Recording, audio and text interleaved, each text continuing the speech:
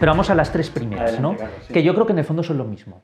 De hecho, Richard Dawkins dice, las tres primeras las refuta de forma unificada porque... Hombre, tienen matices muy importantes, sobre todo la tercera es muy sutil, luego entramos, pero la primera y segunda me parece que son muy intuitivas, ¿no? La primera es la vía del movimiento. Todo lo que se mueve es movido por otra cosa.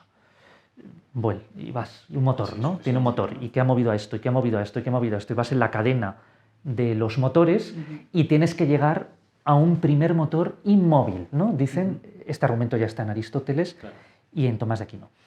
¿Por qué es errónea esta vía? Es una vía muy intuitiva, ¿no? Que ha movido, entonces, ¿quién ha puesto en funcionamiento la maquinaria del universo, ¿no? El dominó. ¿Quién ha echado la primera ficha del dominó y luego... Esa primera chispa, ¿no? Fíjate que aquí ya no entramos en si el sistema es determinista o no, esto ya los que defienden esa vía pues tienen ahí un problema muy grave, ¿no? Porque que es la gran discusión sobre la omnisciencia divina, la causalidad... No voy a que también trataremos brevísimamente después. Pero bueno, es muy intuitivo, ¿no? ¿Quién ha empujado la primera ficha del dominó? Porque luego ya cuando tienes la primera, la segunda, y llegamos hasta la actual. ¿Por qué es erróneo? Bueno, hay varias cosas. Primero, el axioma todo lo que se mueve es movido por otro, omne quod movetur a palio movetur, ¿no? De la filosofía aristotélica, hoy sabemos que no es verdad. La primera ley de Newton nos dice que no. O sea, está la ley de la inercia. Tú no necesitas un motor para que algo se mueva. O sea, y de hecho, vamos, sabemos perfectamente que por inercia, por eso se van las cosas por la tangente, ¿no? Porque incluso aunque dejes de aplicar una fuerza, lleva inercia por la primera ley de Newton y seguiría moviéndose eternamente si no hubiera ninguna fuerza que contrarrestara, es decir, si no se aplica una fuerza, si no vamos a la segunda ley de Newton. Entonces, por la ley de la inercia no es necesario eso. Podríamos suponer, imagínate, que el mundo tiene una inercia intrínseca y que está en movimiento ya desde la eternidad. O sea, que él es consustancial el movimiento. Que sea difícil de imaginar no significa que sea imposible. Es decir, estas son cosas en las que luego vamos a entrar. Eso. Segunda falla que yo veo, o sea, la primera viene de las ciencias empíricas. No es necesario aceptar ese principio. De hecho, la ley de la inercia parece contradecirlo. Podría ser verdad que el mundo hubiera sido puesto en movimiento por un ser superior, pero no es necesario. Segunda falla. Ese ser que pone en movimiento algo, ¿de qué naturaleza es ese ser? Es una mente sin cuerpo, es un espíritu puro, te dirían. Pero ¿cómo un espíritu puro puede accionar la materia? Entramos aquí en el problema del dualismo, que es el mismo problema de cómo la mente mueve el cuerpo. Si negamos el dualismo, ¿cómo voy a aceptar yo un primer motor puramente espiritual? Claro. Y sobre todo, ¿cómo lo mueve? Me tienes que dar un mecanismo. Yo te puedo explicar cómo se mueven las cosas en el mundo físico porque llegamos a las fuerzas fundamentales, las 4 que nos descubre ahora la física. ¿Cómo lo hace Dios? ¿Qué mecanismo emplea? No me dicen nada de eso. Tercera falla que yo veo. Primer motor inmóvil, que esto a veces no nos damos cuenta del error de bulto que hay en primer motor inmóvil. ¿Cómo es posible que algo mueva otra cosa sin él moverse en el proceso? No conozco ningún motor que mueva sin él estar en proceso, sin tener algo de movimiento. Es decir, ese primer motor no podría ser nunca inmóvil. Es absurdo pensar que un motor es inmóvil, porque para mover él tiene que moverse. Entonces, si se mueve, ¿quién mueve a Dios?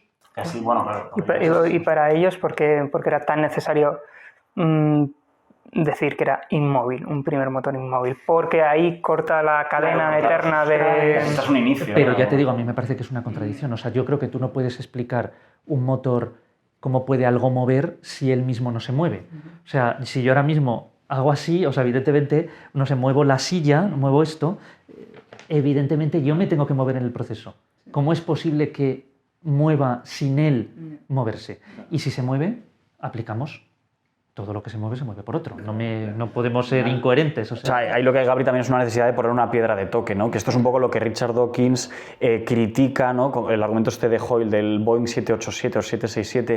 Richard Dawkins dice, mi última apuesta, ¿no? En inglés, The Ultimate Gambit es, claro, mi última apuesta es decir, oye, nosotros apelamos a Dios, pero es, o sea, de alguna forma es como decir, oye, ya estás elevando el nivel de complejidad al exponencial máximo, ¿no? Claro. Es decir, o sea, todo eso hablaremos, porque la cuarta vía, no lo he dicho antes, pero en el fondo la cuarta vía es el problema de la complejidad.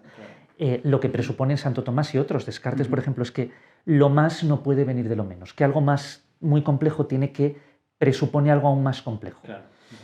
Bueno, la teoría de la evolución es precisamente inversa, ¿no? Va a la inversa, o sea, que tú puedes crear complejidad. Es cierto que en términos netos la cantidad total de materia, de energía, momento, diríamos, es lo mismo, o de información, Claro, esto es un problema filosófico y científico muy profundo, ¿eh? O sea, el neto de energía-momento, que es la información físicamente significativa, es constante en el universo. O sea, desde el Big Bang es constante. Pero bueno, en lo que nos afecta, por lo menos en el orden de las apariencias, es evidente que hay seres más complejos que otros. Luego, ya sé que en el orden de la realidad lo de complejo es distinto. ¿Por qué no puede venir lo más de lo menos? Bien, entonces digamos, esas son mis 3 primeras críticas y luego una cuarta, a la del primer motor, ¿no? Es decir, no acepto un primer motor inmóvil, me parece una contradicción. Muchas cosas en la filosofía aristotélica que cuando se empezaron a examinar, pues dices, ¿esto de dónde viene? ¿Es porque se le ocurre a Aristóteles y por qué lo dice? Pues no lo sé. No es necesario que todo lo que se mueva por algo. Tenemos el problema del mecanismo, de cómo mueve algo que es puramente formal, puramente inmaterial, cómo mueve a la materia. Eso es el problema mente-cerebro, pero tú no lo has resuelto. Y hablarme de materia y forma no explica nada, cero. Es pura palabrería. Y ahora vamos a uno muy sutil, que esto viene de la teoría de conjuntos, que esto no podemos acusar a Tomás de Aquino y a Aristóteles, ¿no? Claro, es la teoría de conjuntos, sobre todo con el trabajo brillante de Cantor, que a mí me parece una de las grandes mentes de la humanidad. Yo siempre digo, los 2 grandes enemigos del teísmo son Darwin, luego veremos por qué, y Cantor. Cantor creo que él personalmente era creyente, no, creo que sí, pero cuando uno analiza sus descubrimientos atacan la línea de flotación de esto. ¿Por qué? Recordemos lo que he dicho antes. ¿Cuál es el último número natural? No existe. Hay un primer número natural, el 1, pero no hay un último. Fija en los números negativos. ¿Cuál es el primer número negativo? No lo hay. Es desde menos infinito, pero infinito no es un número, pero sí hay un último término, el -1. Y en el caso de los enteros, por ejemplo, no hay ni primer término ni último término. No hay un primer entero ni un último entero. Entonces, podemos tener conjuntos infinitos numerables. Es decir, el conjunto de los naturales, de los negativos, por ejemplo, el de los naturales es numerable, ¿no? O el conjunto de los enteros. El conjunto de los enteros, desde menos infinito hasta más infinito, es numerable. Esto quiere decir que yo puedo establecer una correspondencia biyectiva entre ese conjunto y el de los naturales. Puedo contar cada elemento. Pues podría ser que el mundo, en vez de haber sido creado o haber sido puesto en movimiento por un primer motor, no inmóvil, ya he dicho que eso no lo acepto, pero un primer motor. Y dices, bueno, ¿y ese primer motor quién lo puso en movimiento? ¿Y ese quién lo puso en movimiento? ¿Ese quién lo puso en movimiento? Pues podría haber sido es perfectamente factible que hubiera una cadena infinita de motores. No pasa nada. O sea, igual que no tienes un primer motor, claro, un primer número entero. Pero ahí nos apoyamos, Carlos, en la idea del Big Bang, ¿no? O sea, parece que sí que ha habido un inicio. Pero aquí ya estamos confundiendo 2 cosas. Un argumento lógico puro con un empírico. Los modelos científicos pueden cambiar y luego entraremos en el Big Bang, porque el Big Bang no dice que justo ahí tenga que haber un primer motor. No sabemos qué ocurrió. Primero, no sabemos ni cómo se sabemos qué ocurrió desde la segunda milésima, ¿no? Pero no sabemos. Ya sabemos además que la unificación entre mecánica cuántica y gravedad en una singularidad es donde necesitaríamos eso, que eso el Big Bang un agujero negro. Y no lo sabemos. Es perfectamente posible que hubiera un ciclo eterno. Eso es lo que propone y lo comentamos en la entrevista.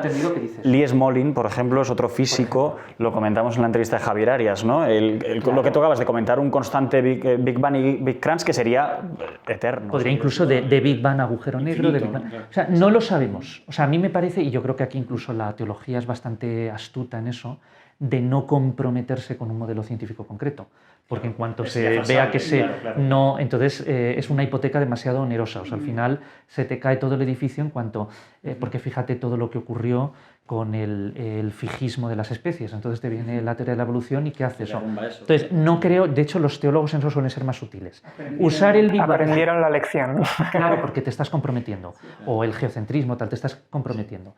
Yo simplemente digo que no lo sé, por eso soy agnóstico. O sea, yo no niego que a lo mejor efectivamente hubo un Dios, que luego veremos en qué es, una mente infinita, que no sé cómo, porque nadie me lo explica, hizo eso. Podría ser, no lo sé.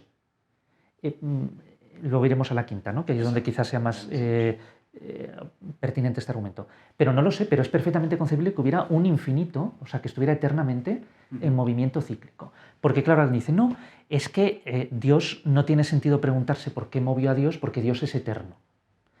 Claro, pero si tú dices que Dios es eterno, yo perfectamente puedo decir que el mundo es eterno. Incluso por navaja de Occam, cuantas menos cuantos menos presupuestos, cuantos menos elementos introduzca en la explicación, mejor. Me quedo con un mundo eterno, Big Bang, Big Crunch. Sí, bueno, lo que hemos comentado de Dawkins, si ya me le metes, ¿no? La otra navaja, no lo por así sé. decirlo. E incluso si tú me dices que necesitas otro externo, pues podrías incluso necesitar infinitos externos. Y que movió a Dios, y que movió a Dios. Y Dios sería en el fondo la totalidad. O sea, no lo sé. Aquí llegamos a un límite en el pensamiento humano. Entonces, por eso me mantengo agnóstico, no lo sé.